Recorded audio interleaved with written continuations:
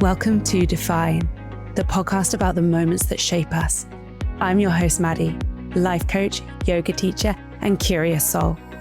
Each episode, I speak to someone about a defining moment in their life, the kind that flipped their world upside down, cracked them open, and led them on a journey they never expected.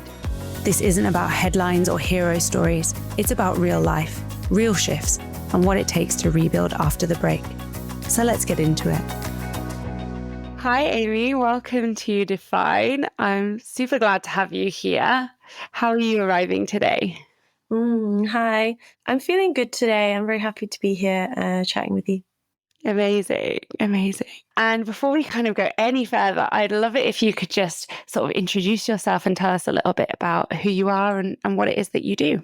My name's Amy and I am a life coach, currently a trainee life coach, but hopefully certified at the end of this year. I support people to reconnect to themselves and strengthen their relationship to self so that they can live a life that they most want to live in whatever way they want. I also do other things. I feel like I live a multi-hyphen life, different jobs, but my main focus is my work as a coach. Amazing. And we actually became connected, didn't we? In quite a weird way in the modern day world. So yeah, it's funny because you're actually the second person I've had on this podcast who have met this way. And I didn't realize it was a way that I was so keen on meeting people. But we actually met through the power of Facebook, which feels odd to do in 2025, I think. But I'm pretty sure you had posted on a community group about your work as a coach. And I was super excited to see that. And I was kind of in awe of your confidence of just like putting yourself out there and kind of taking up space in that way. And I'm pretty sure I jumped in and kind of introduced myself and said like, oh, I'm a coach too. And we went from there. Well, you started following me on Instagram, and then I remember we had a phone call, and then we met up for coffee, and then we did co-working, and now we're doing a podcast. Yeah, it's kind of like dating, really. Yeah, dating. You're also based in the Sheffield area, which is really awesome. It's really nice to know that there's a network of different coaches supporting different types of people, not only in Sheffield, but beyond as well. So I'm so grateful to have you here and have you talk about a defining moment in your life. So before we kind of think about anything else, I'd love to hear a little intro to the defining moment that you're bringing. So it's when I realised I was neurodivergent and what that's kind of meant for me in my life. Amazing. Where to begin? So can you tell us a little bit about what was life like before this defining moment? So I won't give you the whole life story. I'll try and make it concise. I think where I've kind of gone with it is what was life like before I realised in the way that it's now changed, if that makes sense, and changed in like a really positive way. So I think I used to view myself and my life through a lens of kind of I'm the problem. So in any kind of conflict or anything that I was struggling with, I was always like, I'm the problem here. Like, I just need to try harder. Or I kind of would put my struggles down to like anxiety. And I think I was really unhappy in my job. I was working as a speech therapist in the NHS, and I felt like I knew it wasn't right. Like my body was kind of saying no, but I was just thinking like, oh, maybe I just need to try harder or be more confident, or I don't know, like change something about myself to make it easier. And actually it wasn't that at all. It was that I was just doing a job that wasn't great for my brain. But I had just before that kind of time with the defining moment, I'd had 4 or 5 years of therapy. So I felt like I was working on stuff and like healing, but something, I think from after the defining moment, I was kind of looking in the wrong places, if that makes sense. I was trying to support myself, but didn't actually know how. I was kind of felt like I was searching for something, but it was a bit foggy and like a cloud kind of thing. And I was like working on something that I was like, I don't understand why it's not working kind of thing. So yeah, that was kind of where I was up to before the moment. And I bet so many people can resonate with what you were saying, that sense of I'm the problem. I'm wondering if you could share a bit more about like the practicalities of day-to-day life, living, working, like you said, like in therapy, and just not necessarily understanding why things weren't working. And so how did that show up in a practical sense in life? I think in a practical sense, I think it was pushing myself beyond my limits.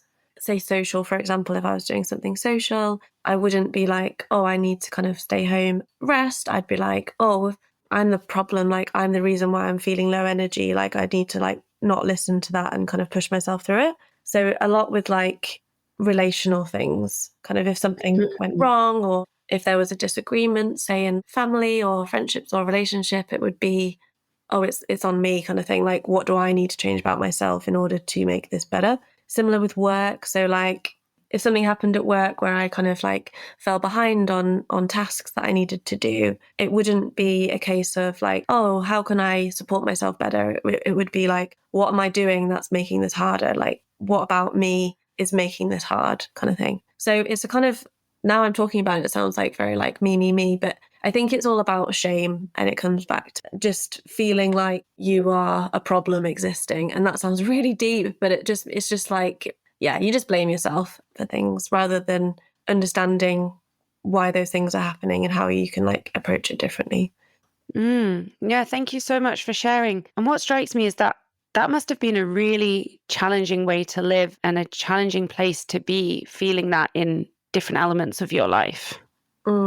It was really difficult. And I think through therapy, I kind of have dealt a lot with, I think therapy kind of prepared me to find out the news that I'm different, my brain works differently. Me feeling like the problem, I did work a lot through therapy with that. But I was just really unhappy. And I just felt, what am I doing wrong? Why can't I do the things that I want to do? And I just had that missing piece of the jigsaw, basically. But it was really hard. And it's still hard now, but in a different way.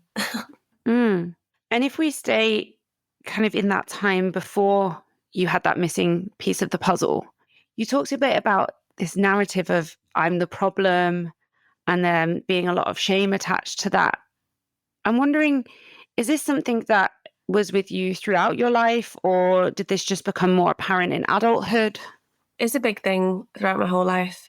I think now that I know that I'm neurodivergent, reflecting back on like my younger years, there's things that would happen that now I'm like, well, of course that would happen, like, because this is what you struggle with, etc. But at the time, trying to navigate a world where kind of everyone around you is like, what the fuck is wrong with you, basically. That isn't like what they said, but like that was the message. It was like, something is like wrong with you. So I just internalized that message of like, oh, something's wrong with me. Like, I need to try better. I need to be different. I need to, whatever. So it's been a lifelong thing. Yeah. That narrative of kind of just try harder, push more, I think, and I'm not neurodivergent myself, but from what I've learned and from the people around me who are, that's a really unhelpful way of living, for the society to tell you that. It doesn't foster that self-acceptance and understanding that would be so integral. Well, to be honest, for all of us, but particularly if you're neurodivergent.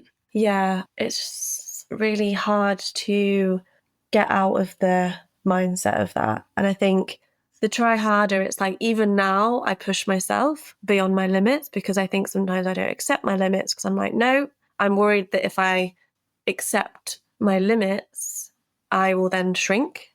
And so that's the thing that I'm working through at the minute. So it's a real battle sometimes just to kind of accept where you are. And I have experienced it where you don't push yourself. Like if I don't push myself, I then do feel more energized and therefore I am able to do the things that I want to do. But I don't think my nervous system is like fully caught up with that yet, that kind of understanding. So it still thinks like, no, pushing is the way. But it's a battle. I'm so interested in that, of like that idea. You've spoken a bit already about this idea that like mind and body really are connected. And I suppose I'm unsurprised that if you've spent an entire lifetime or up until the point that you started to understand this element of yourself, you kind of probably were operating outside of a as kind of supportive zone for your nervous system. And I think that's so interesting that the body is now trying to catch up. Yeah, I think the defining moment has like a lot of things have changed since then, but actually it's still really difficult because, yeah, although I know logically in my mind that, okay, I am different, my brain works differently, these are the things that I struggle with. Yeah, my nervous system is still wired for like just fight, just survive, like push. So it's, yeah, you can't just do the work in your head, like you need to do the nervous system work as well. Yeah. Absolutely. You're speaking my language. I know, yeah, I realised, I was like, yeah, you'll know that because you're a yoga teacher. And so if you're happy for us to, can you take us into that defining moment, or just in the period that led up to you having that defining moment? Yeah, it was a few years ago now. It was 2023. So yeah, 2 years ago. And I feel like at the time there was a lot on social media with like ADHD and like autism, and I don't know, people just saying a lot about it. And I think I don't feel like I went searching for it. Like I didn't feel like there was anything missing, like consciously. But I like watched a few videos just online, like they kind of just popped up. And it was someone talking about their morning, and they were like, how an ADHD lives their morning or something. And like everything they said, I was like, what the hell? Like I do that. And then I kind of didn't think anything of it. And like it kind of kept popping up, and like I guess that just planted the seed. And then I was like, hang on, like what? So then I started like proper hyper focusing, like researching it, like listening to all the podcasts, reading all the books, just like what the hell? And then I kind of just realized, like, then I started talking to like close people in my life about, I think I might be ADHD, and then like kind of explaining it. And then I kind of, so it was a slow realization. It wasn't, a click of a finger. It was more just like oh yeah, that makes so much sense. I've now also realized that I'm autistic, and I only actually realized that about 8 months ago. So I feel like that's been like a second wave of like now learning about that part of me and how to support that part. So it's like, yeah, it was a slow realization. Yeah. Amazing. And I suppose it talks to the power people speaking up about neurodivergence, because spreading that awareness, whether it's through kind of social media, in the workplace, or wherever it is, it shares that understanding. And I think I suppose I wanted to take a moment to acknowledge how powerful that is, and that facilitated you to start to go, oh, actually, this resonates with me, Yeah, and I think as someone who is neurodivergent, I think it's so important for people to understand themselves. And it's basically like what I do in my work as a coach is just support people to understand themselves so that they can just like live life the way that, they need to or want to, etc., without kind of feeling so crap about themselves. But I think a lot of people who I have told, like now if I kind of bring it into conversation, like, oh yeah, I'm autistic, so I do this, a lot of people still kind of are shocked. Really? You? And I'm like, yep. And then you would not think that, like, you don't look autistic. I'm like, well, yeah, it's interesting. I think when I was first kind of realized about having ADHD, I really cared about what other people thought. And kind of that was a symptom of kind of not knowing myself anyway, was that I trusted other people more than I trusted myself and my own experience. But now I feel very like if people are maybe pushing back against it, being like, oh, really? I feel very secure in who I am, which feels really good. But it's just been a bit of a journey to get there, because I think initially I was like, yeah, you doubt yourself. You're like, do I actually though? Am I just making it up to like have an excuse? Yeah, it's been a real journey. Mm. And first of all, I don't know if I'm being naive or what, but that seems wild to me that people would have an assumption of what someone with autism or ADHD looks like, That's just completely wild to me. The sense I get is that it's been really empowering for you to kind of step into this awareness. But I'm curious to know what did it feel like as you started to kind of identify more and more with the ADHD and then later with the autism? How did that feel going through that process for you?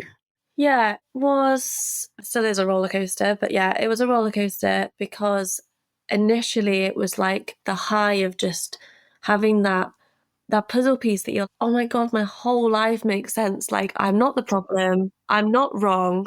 This is just how I experience the world. And no one's seen that and like kind of identified it. So it was a real kind of, yeah, just everything makes sense. But then kind of following that was a bit of a low of these kind of struggles that I have aren't going away. There's something that I'm going to have to manage and support myself in. And obviously I didn't have the tools to do that. So I was like, I don't know how to support myself through it. And I think the things that I had been working on in therapy, when I say working on, I mean kind of trying to understand about myself. Completely lost my train of thought. Bear with me a second. That's very typical. I thought that would get better over time. It'd be like, oh, if I understand it, I'll be able to kind of like heal from it, move on. But then actually I had to like change focus and be, okay, no, these things that I struggle with, I am going to always struggle with. However, I can like learn to support myself. So that was a dip of life is going to be hard, especially like in the society. But I wouldn't say I'm a pessimist. I would say that I'm quite like life does feel challenging, but I think now I'm at a point where I'm like, I want to support myself in a way that feels nourishing so that I can do the work that I want to do in the world. Love people the way I want to love people and serve people the way I want to serve people. So I think it's been a bit up and down. I think when I realized I was autistic, that was kind of for a day, I felt really horrendous and I don't really know why. I think I was just, society doesn't understand autistic people. I think there's progress, but I think a lot of people just see what they see through the media of white male cisgender males presenting in a certain way. And I think, there's some kind of, stereotypes and stigma. I cried for a day. And then afterwards I was like, yeah, cool. I'm autistic. I'm okay with that. That's kind of how I feel now. I can see how both parts can like work together. A lot of the time they don't work together. Actually, no, I'm okay being autistic. I've learned so much about myself in the last 8 months. And like, although I still am finding it a challenge, I think actually from where I was like a few years ago, I'm much happier. But yeah. Amazing. I have like so many questions whirring around in my mind, so many things to ask you. Go for it. Okay, first thing I'm curious to hear about is you've mentioned a few times about like the power of therapy, and in so many of these conversations, the power of therapy comes up because I think we can all agree it is. I wish everyone got it, and I wish it was like a part of school and uni and or whatever, that everyone had fair access to therapy. But I'm curious to hear if anything else supported you, any tools, anything else that supported you through coming towards this acceptance that you've come to. So just after I had my diagnosis of ADHD, I sought out an ADHD coach, and I just found it on Instagram, and I don't really know why I kind of went for it. I think I was just a bit helpless and was like, I need some kind of initial support with this. And I think, finding people who understand what it's like to experience the world from this, like in this way. People on Instagram, I've met just kind of that validation of, like I totally get you. And it makes sense. And I think just having people that understand, it just really helps to, make you feel like safe and secure in that. But the coach was really helpful. She helped me to leave my job and like kind of step by step kind of start that process. And also with a massive thing in my life that I struggle with, which is my finances. And that's to do with kind of how my brain works. So she kind of set me on the right foot. And then, finding those people who also understand.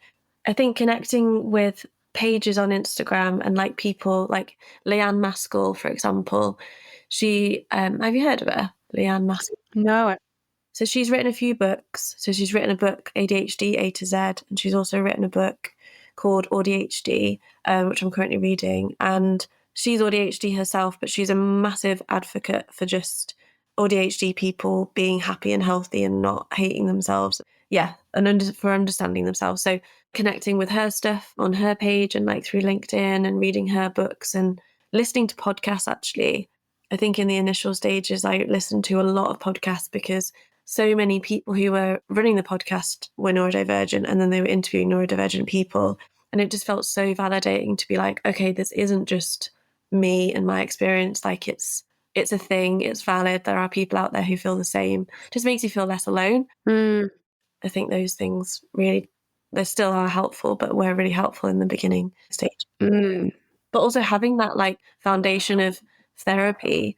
And actually, I think therapy is kind of thrown around a lot. Like, you need therapy. My relationship with my therapist is so secure and so safe that I was able to kind of get to the place where I could have started realizing this stuff about myself.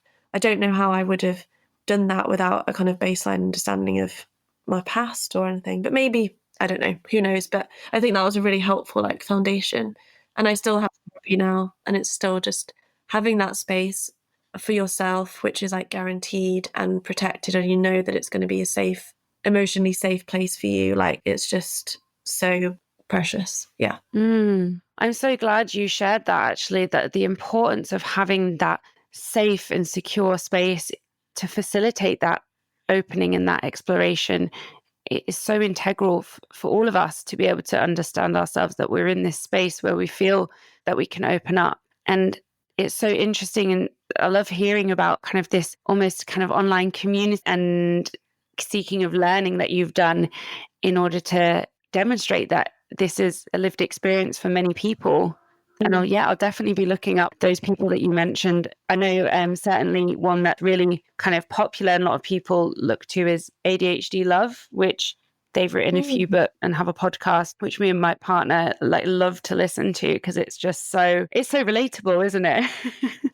Yeah. And so if we take a little step forward and we think about, you're in the point where you've got these diagnoses and you're starting to kind of explore and understand yourself, what began to change as a result of that, if anything?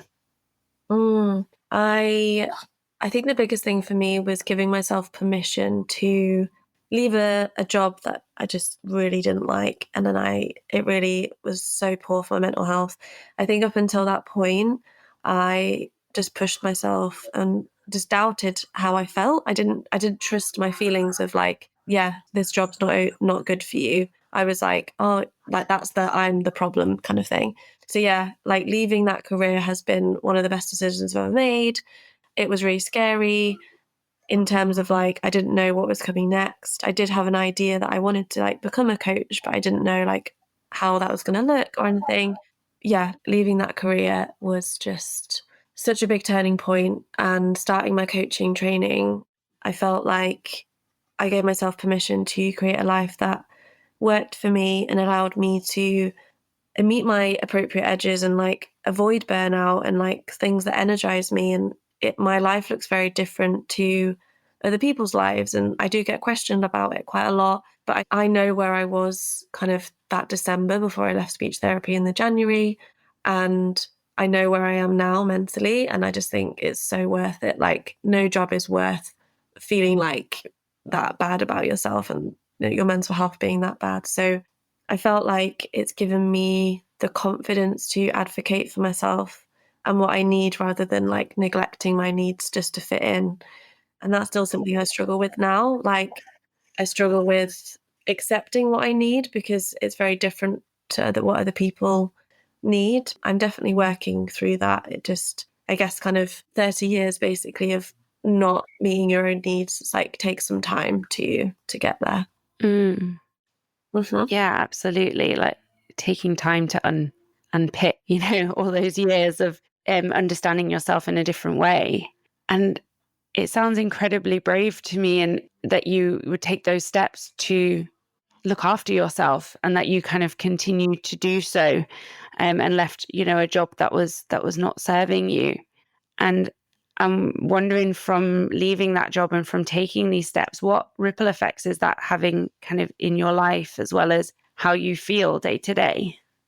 I think a lot of people use that word brave to describe what I've done, and like they say like, gosh, it's so brave. And I think and I will answer your question in a minute, but it felt like I didn't have a choice.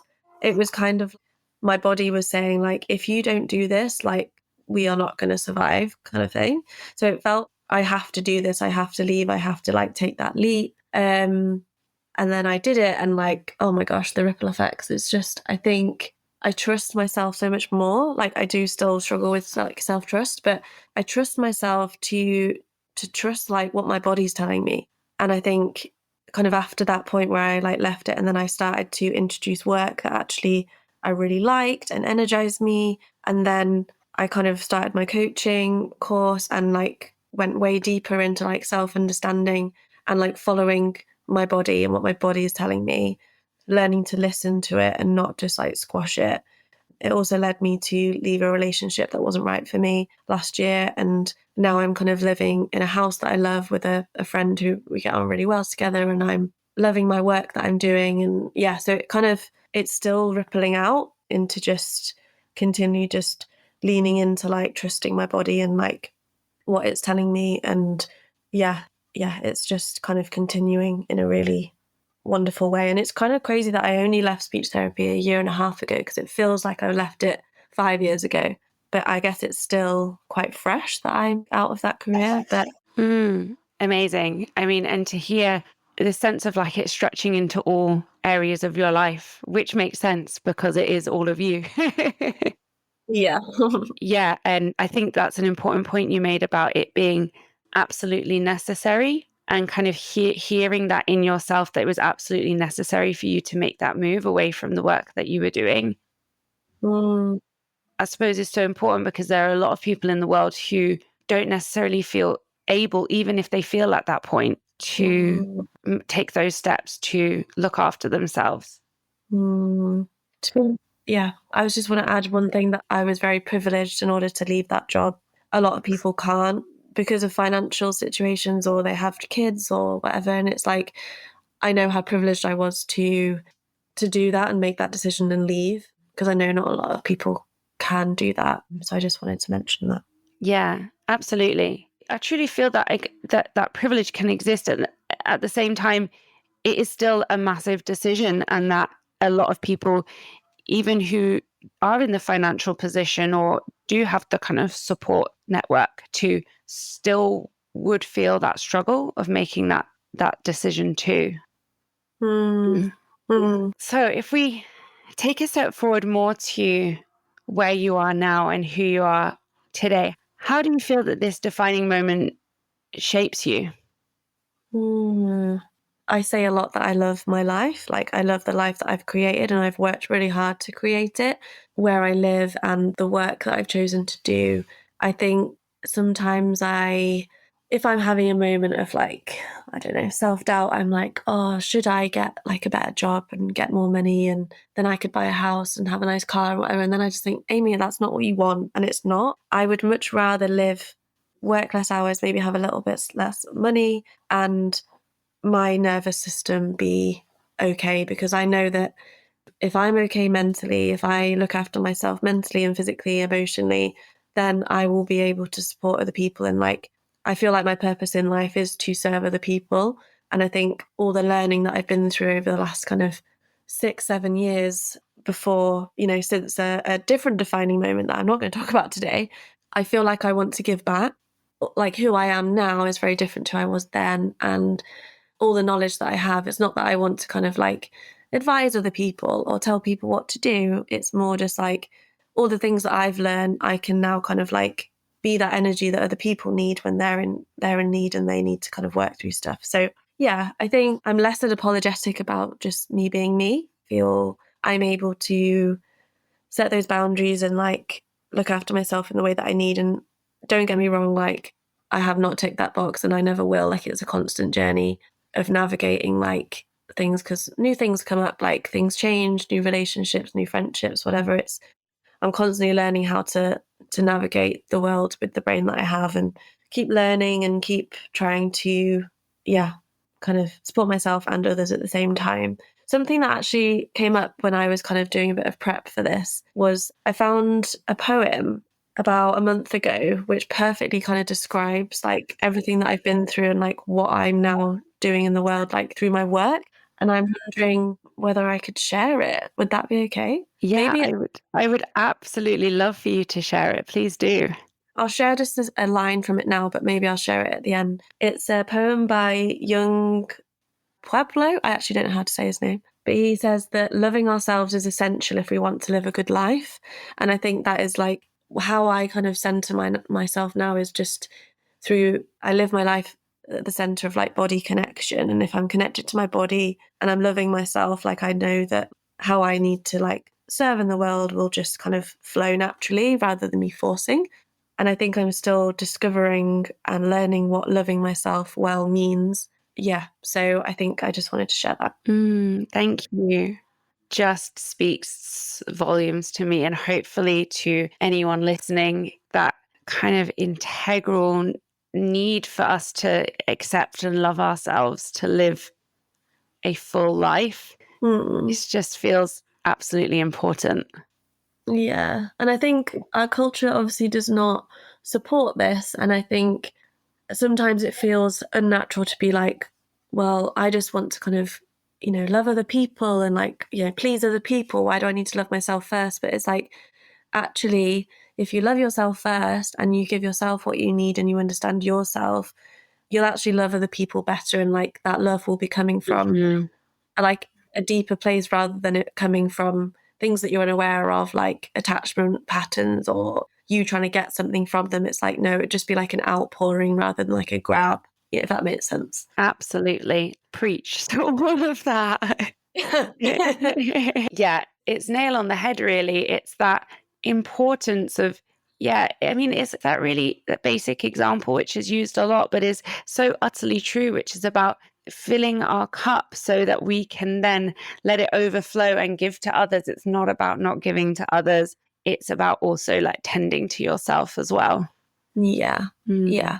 And so you noted, that this is a journey and that you are still exploring and still learning. But I wondered if there is anyone who maybe is listening to this and thinking like, oh, maybe I am identifying with certain traits of ADHD or autism. Is there anything that you would maybe say to someone like that? Obviously, people are all coming from different places. I think a lot of people who are neurodivergent who haven't realized up until their kind of, 20s, 30s, there's a lot of trauma tied with it because of not knowing and like being kind of criticized or rejected because of being different, but not knowing that you were different. I would say if it resonates with you, like don't doubt yourself. Because I think people who, are maybe realizing late they're neurodivergent, they tend to doubt themselves and think like, oh no, I'm just making excuses for myself. Like, oh, it can't be me and whatever. And I think don't doubt yourself. Like look into it. Like what's the harm of looking into it? You don't have to go for an assessment if you don't want to, but just look into it. And the more you learn, like even if maybe you realize that you're not neurodivergent, you might learn something about someone else that you know who has those traits and like how to support them better. So it's not, I think it's not wasted time to look into it and learn more. And I do think the world would just be such a better place if people understood themselves better.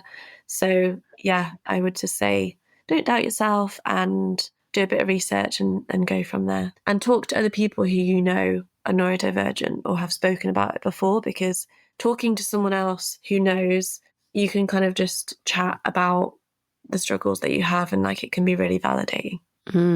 Absolutely. Yeah. That sense of community. And in so many of the conversations I have in this space, is community shines through as being such an important thing for all of us. Having that safe space with people who can either understand us or help to understand, it's really important. Yeah, really important. And in that sort of comment you just made and the sort of advice you gave, I think it ties into this thread I see like coming through our whole conversation around self-acceptance and trusting oneself, and this journey that you've been through that. And I get this real sense that you're in this real beautiful space at the moment where you've begun to support yourself and equip yourself to just show up and be able to then support others in the beautiful work that you do as well. And so I suppose want to thank you for sharing everything that you've been through in your whole journey to where you are now. Thank you. Yeah, it's been good to share it, because I think this is a real safe space. It feels good to share, because I think even if one person listened and they understood themselves better and then they that boosted their sense of identity, their self-esteem, etc. Like, my work is done, you know? Absolutely. I think if I could support people to not feel how I did basically my whole life, with like poor self-esteem and just no sense of self, I think I want to just not, for people to not have to feel bad about themselves because they don't understand themselves. Yeah, what a kind of waste of love and energy and all of these incredible things these people have to offer purely for the sense that they don't yet understand themselves. And I think that's why the work that you do and so many others in supporting people is completely integral to modern day world. Yeah. So coming towards the end of our conversation, I do have a question which I love to ask every guest I have on here.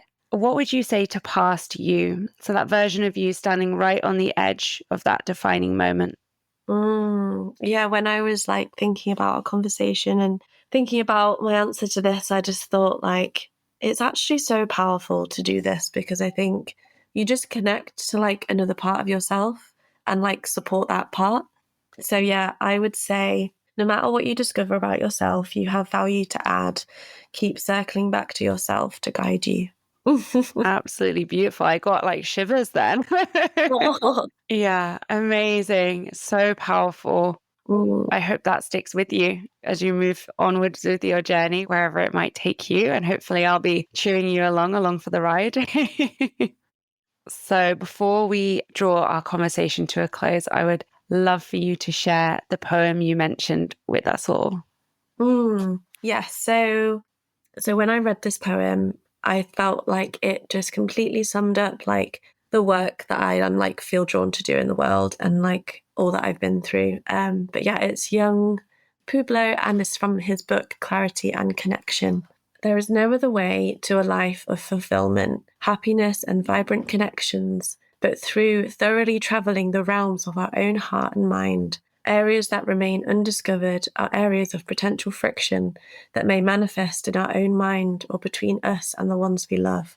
All that is unexplored can show up as blocks that can stop the flow of harmony. If we are accustomed to brave observation and practicing acceptance when inner turbulence tries to bring our attention to an unexplored or unloved part of ourselves, then the moments of friction within us or in our relationships will not become blocks. Instead, these tough moments will become fertile ground to deepen our connection and refine our commitments.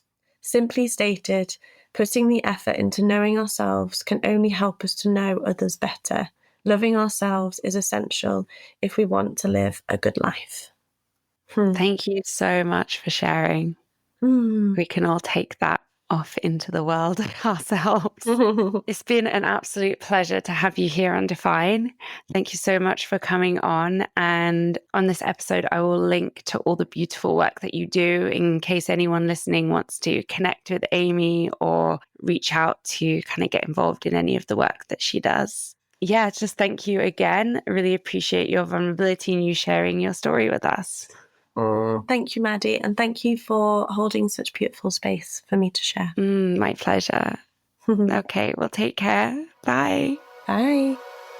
Thank you for listening to this episode of Define. I hope this story reminded you of your own strength, your own shifts, your own becoming. Until next time, take care, stay curious, and journey on.